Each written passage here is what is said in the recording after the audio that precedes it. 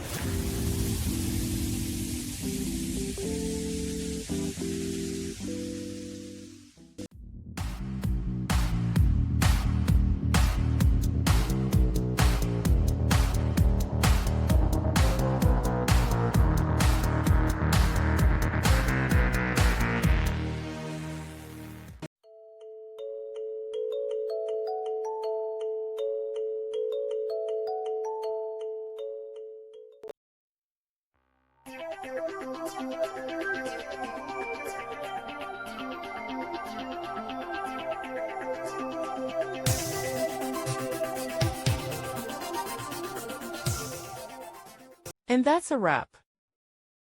I hope you found the answer you were looking for. If you did, take a second to hit that subscribe button. It really helps out.